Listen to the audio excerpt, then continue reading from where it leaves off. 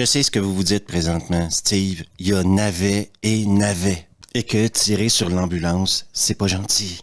Après, est-ce que ma vidéo sera une chronique ou une autopsie? Je sais pas encore. Aujourd'hui, à Dimanche Navet, Astérix et Obélix et l'Empire du Milieu. Et ça commence vraiment à me faire chier.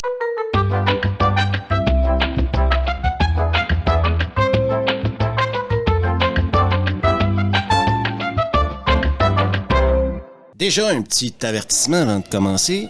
Comme vous l'entendez à mon accent, je ne suis pas français. Et ça veut dire que je suis pas au jus de tout ce qui se passe dans votre Star System. J'habite en Europe, oui, j'habite en Suisse, mais le Star System français me passe bien au-dessus de la tête. Par contre, pour parler d'Astérix et Obélix, j'ai vu tous les films. Je suis un énorme fan des dessins animés des années 80 qui étaient juste incroyables, et j'ai beaucoup aimé les 2 dessins 3D d'Alexandre Astier. L'avertissement est donc passé, je peux commencer à tirer sur l'ambulance. Un village peuplé d'irréductibles Gaulois résiste encore et... Commençons par le commencement, mais quelle est l'histoire de Astérix et Obélix et la Terre du Milieu? Eh bien, Astérix et Obélix vont aller en Chine pour aider l'impératrice chinoise à conserver son royaume. En chemin, ils seront aidés par des cons et des connes. C'est la fille de l'impératrice de Chine. Et ça, c'est l'histoire de l'Empire du Milieu. Ils vont en Chine. Et pour ceux et celles qui se disent « Je me souviens pas d'avoir vu une BD avec la Terre du Milieu, Astérix et Obélix », eh ben non, Guillaume Canet voulait faire quelque chose de nouveau. Donc, au lieu de prendre une BD que tout le monde connaissait et appréciait, il a décidé d'inventer quelque chose de nouveau. Est-ce que c'était une bonne idée, d'après vous? C'est quoi cet accueil pour nos amis les Chinois? C'est clair. Tu sais pourquoi? Parce que c'est trop loin. D'ailleurs, Guillaume Canet participera à l'écriture de ce merveilleux film avec les mecs qui ont écrit Les Tuches. Je n'ai pas vu Les Tuches, mais j'imagine le niveau. Et le cahier des tâches de Guillaume Canet est quand même assez exceptionnel quand on le regarde de plus près. Participer à l'écriture, réaliser le film et premier rôle. Est-ce que Guillaume Canet avait déjà fait un méga super blockbuster à 65 millions de budget avant Astérix et Obélix? Ou il faisait des films d'auteur à 15-20 millions de budget? Non, je pose la question, c'est juste pour savoir. Moi, je suis d'accord. Puis en plus, j'ai rien en ce moment. Guillaume, y aura-t-il Cléopâtre dans ton film? Oui, bien sûr. Quelle actrice as-tu en tête pour jouer Cléopâtre? Ma femme? Très bonne idée, Guillaume. Maintenant que tout est fini, je peux te le dire. J'ai rencontré quelqu'un.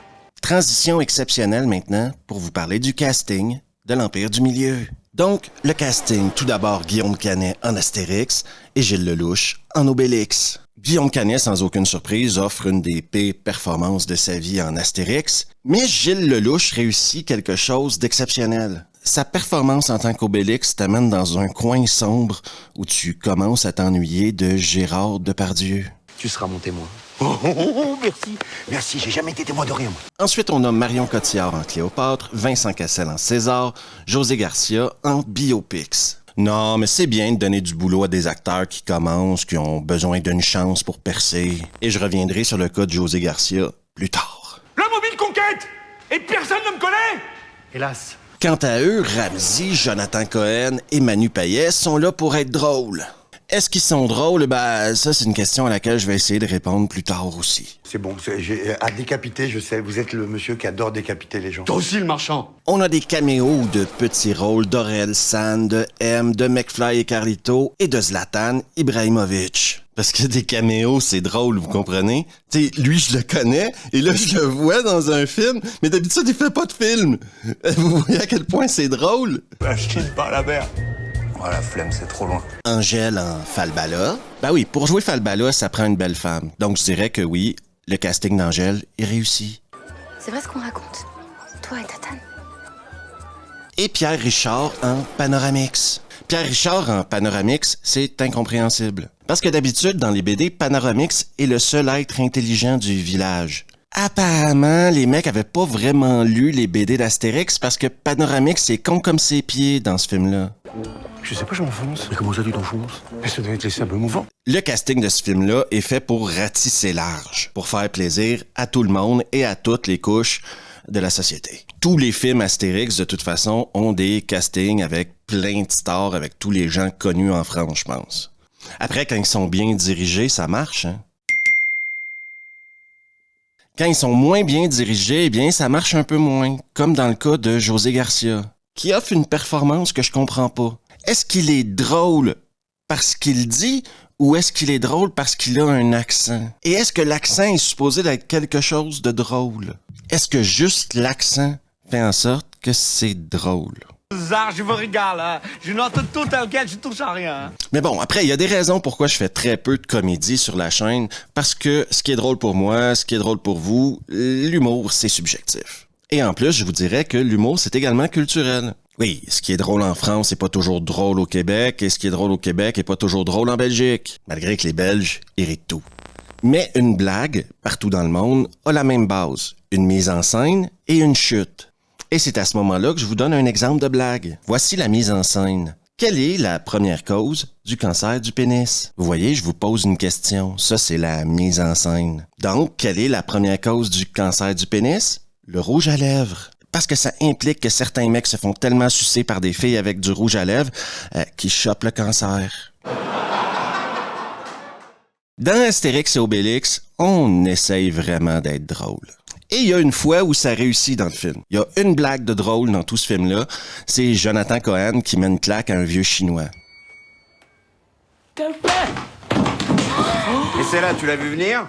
Et le cas de Jonathan Cohen est vachement intéressant dans ce film-là. Il joue plus ou moins son rôle de Serge le Mito. Ben, le mec a un ton, OK? Et son ton, c'est ce qui a fait de lui un mec connu en France. Donc, peu importe ce qu'il fait, il amène son ton avec lui.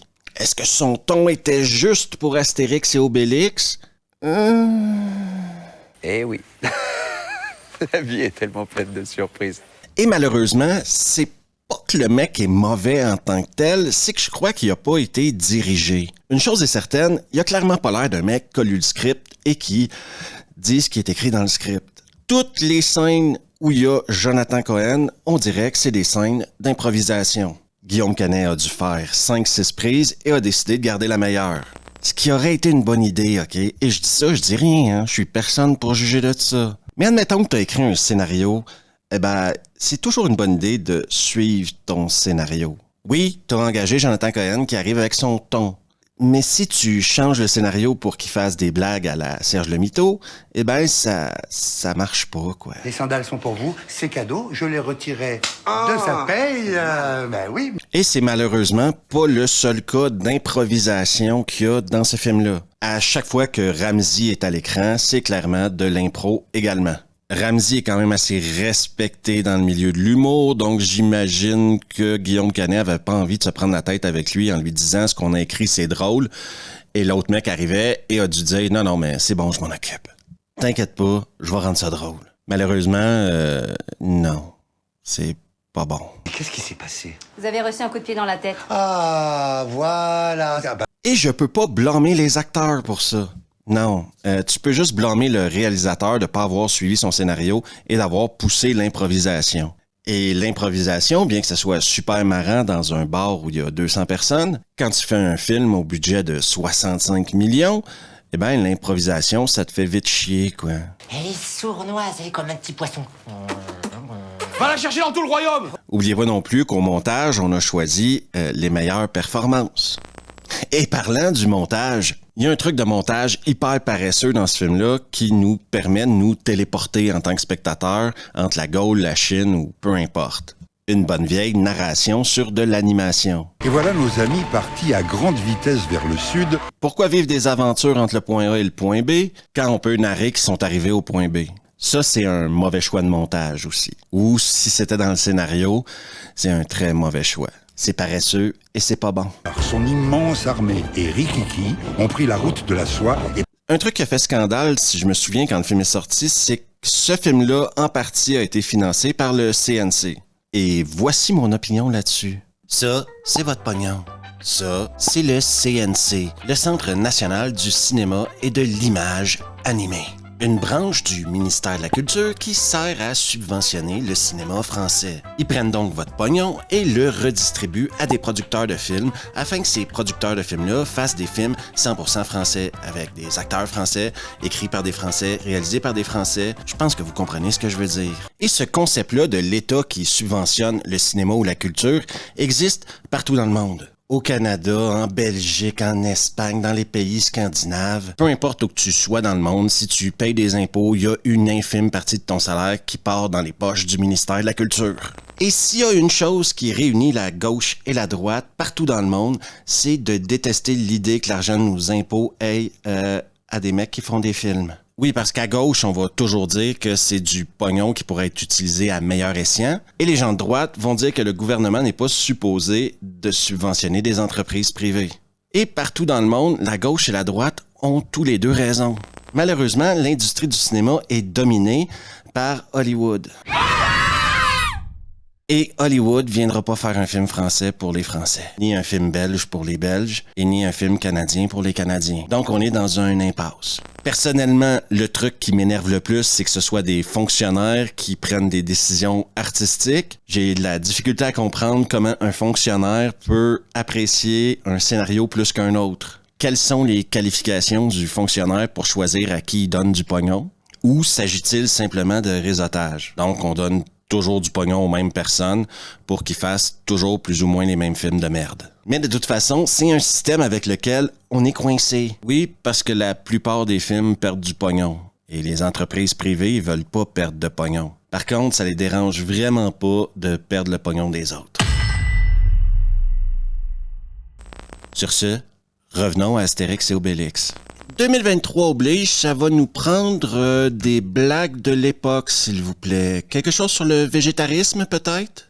Je dis juste que de temps en temps, une petite salade composée, des champignons, Je pourrais pas aussi me faire un petit monologue sur le féminisme, si t'as 2 secondes? Une réflexion sur la place de la femme au sein de la société romaine s'impose, parce que quand on regarde bien... Hein... Et le pire dans tout ça, c'est que la chute de la blague sur le végétarisme, c'est ça.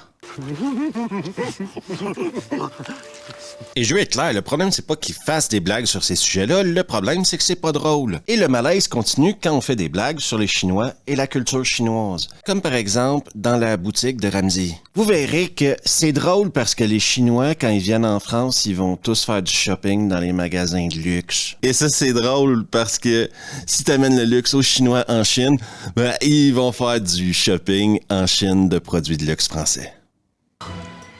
J'adore. Moi aussi, j'adore. Cette blague vous est bien sûr présentée par le groupe LVMH. Autre truc qui m'a profondément exaspéré dans ce film-là, les petites interludes musicales de chansons d'amour. Déjà, le choix des chansons sont pourris, et ensuite, c'est très con.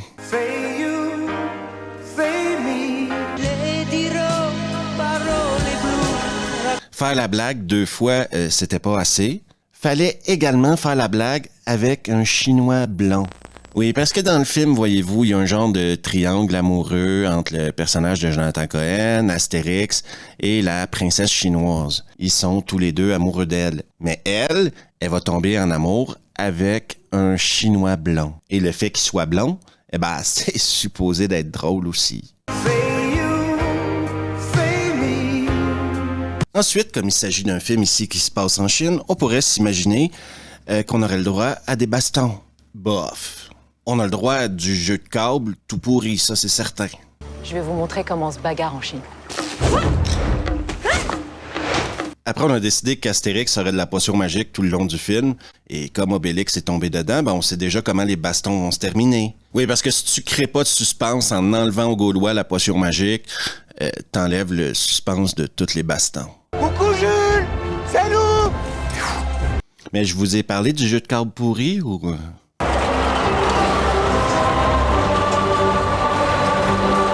Et avant de terminer la vidéo, il y a un dernier truc qui m'a fait vachement rire quand je repense à la sortie de ce film-là. Le réalisateur, Guillaume Canet, est allé dans les médias pour dire aux gens que s'ils n'allaient pas voir le film, il y aurait plus de films comme ça qui se feraient en France. Et ça, vous voyez, c'est son véritable génie humoristique. Si ce film ne fonctionne pas, il y aura plus de films en France, en tout cas de budget français. Déjà parce que je crois sincèrement qu'il y aura toujours des films Astérix et Obélix. Ensuite, parce que quémander, ça fait bizarre. Oui, voir le réalisateur et acteur principal d'un film dire aux gens de « S'il vous plaît, vous pouvez aller voir mon film, je vous promets que c'est pas si mauvais que ce que les gens disent. » C'était la première fois que je voyais ça. Allez en salle, s'il vous plaît. Allez en salle, s'il vous plaît. En conclusion, ce film-là est un navet gigantesque. Déjà, son plus grand crime, selon moi, est de ne pas être drôle alors que c'est un film d'Astérix et Obélix. On aurait peut-être dû prendre une BD que les gens connaissaient.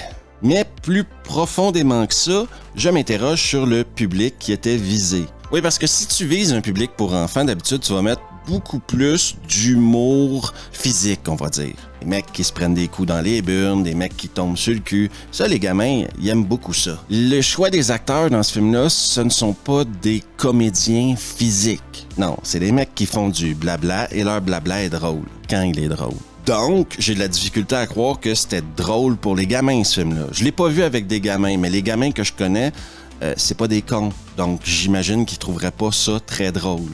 Oui, parce que les gamins ont le dos large quand on dit « Ah, c'est un navet, on se fait répondre. » Ouais, mais les gamins ont adoré ça. Il y a une chier d'exemples de films qui ont été faits pour les enfants où les adultes ont pu apprécier l'expérience également. Et c'est clairement pas fait pour les adultes parce qu'il faut jamais que tu aies vu un film de ta vie pour apprécier ce film-là. C'est clairement le pire de tous les Astérix et Obélix, et Dieu sait que pour être pire que les Jeux olympiques, fallait vouloir être pire. Et malgré tout ce que je viens de dire, OK, tout ce que je vous ai démontré durant la vidéo, là, un montage pourri, un scénario qui n'a pas été suivi, de l'improvisation à gogo, des blagues qui marchent pas, une promo qui a été catastrophique, un film qui réussit à être un navet dans toutes les catégories. Eh bien, je me rends compte que, pour le meilleur ou pour le pire, ça n'aura aucune influence sur les carrières de Guillaume Canet, de Vincent Cassel. Pareil pour Cotillard, Lelouch, Cohen et Ramsey. Parce que je commence à comprendre que faire de la merde en France, c'est pas si grave que ça. Il n'y a pas vraiment de conséquences. Ils vont se trouver un autre boulot le lendemain et ils n'auront pas à vivre avec le poids de ce navet-là sur leurs épaules toute leur carrière. Et j'imagine même que dans quelques années, un ou deux acteurs de ça dira ouvertement dans une entrevue « Ouais, putain, on a fait de la merde, hein? » Et va le dire sur un ton qui va nous rappeler qu'on nous prend pour des cons. Et ça risque de m'insulter un peu. Parce que j'en ai déjà parlé, mais les mea culpa 5 ou 10 ans après que le film soit sorti, bien sûr après que les gens aient donné de leur pognon à ces gens-là, ça m'énerve, ça me saoule et je le vois déjà venir à grande vitesse. Mais bon, n'oubliez pas non plus que Revue a une chaîne Patreon sur laquelle vous trouverez du contenu exclusif, que vous pouvez bien sûr vous abonner à Revue le podcast, le lien sera dans la description, et que si vous n'êtes toujours pas abonné à ma chaîne YouTube, vous pouvez le faire juste ici. Moi au moins j'ai le courage de vous regarder dans les yeux quand je vends mon cul. Et ça, c'est la fin de Dimanche Navet.